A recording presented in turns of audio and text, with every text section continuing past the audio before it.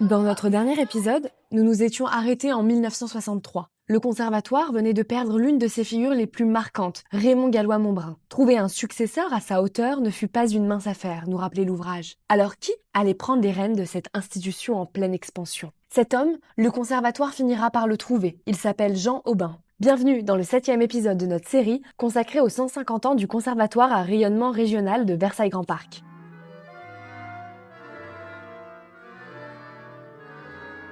Jean Aubin est né à Bordeaux en 1928. Très tôt, il accumule les récompenses. Solfège, harmonie, contrepoint, fugue, histoire de la musique, piano, timbale. Son talent est tel que le compositeur Roger Ducasse l'encourage à poursuivre sa formation à Paris. En 1958, il remporte lui aussi le Grand Prix de Rome, la plus haute distinction pour un jeune compositeur français. 5 ans plus tard, en novembre 1963, il prend la direction du conservatoire de Versailles. Il trouve un établissement de 650 élèves dirigé par un corps professoral que l'inspecteur principal de 1964 qualifie d'une exceptionnelle valeur. Aubin hérite d'une maison solide et il a pour objectif de la faire grandir. En 1966, un auditorium de 377 places est inauguré rue de la Chancellerie. La salle est dédiée à Claude Delvincourt, ancien directeur du Conservatoire de Versailles, mort dans un accident de voiture en 1954. Pour l'inauguration, Aubin dirige la radiosérénade de Delvincourt, une partition ébauchée en 1914, interrompue par la Grande Guerre, abandonnée au fond d'un tiroir et qui revivra 23 ans plus tard. 2 ans plus tard, le calme du conservatoire est brusquement interrompu.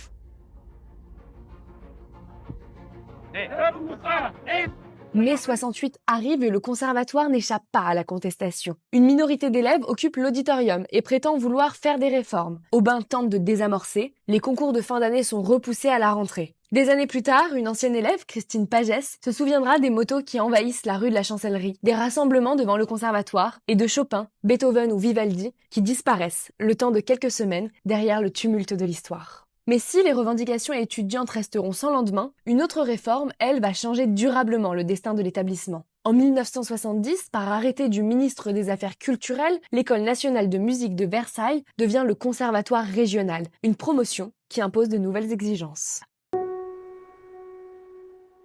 À la rentrée 1973, le conservatoire franchit le cap des 1000 élèves. 15 ans plus tard, ils sont près de 1400.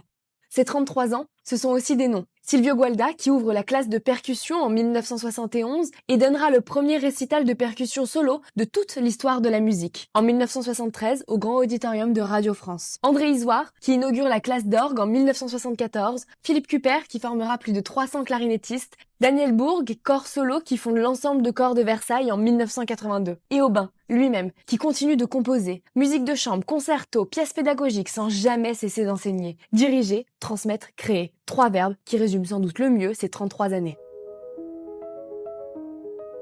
Pourtant, derrière cette succession de réussites, le livre raconte aussi une multitude d'anecdotes, de rencontres et de grands musiciens et les coulisses d'une période où le conservatoire change profondément de visage. Autant d'histoires qu'un simple épisode ne peut raconter. Quand Jean Aubin prend sa retraite en 1996, il ne quitte pas Versailles. Il reste dans son appartement de la rue Maurepas et continue d'assister aux concerts donnés à l'auditorium qui porte le nom de Delvincourt, son prédécesseur. Il s'éteint le 28 décembre 2015. Quelques mois plus tard, un concert hommage lui est consacré dans les salons de l'Hôtel de Ville. La suite est dans l'ouvrage anniversaire écrit par Leslie Delenclos, 150 ans du conservatoire de Versailles-Grand Parc. L'aventure continue.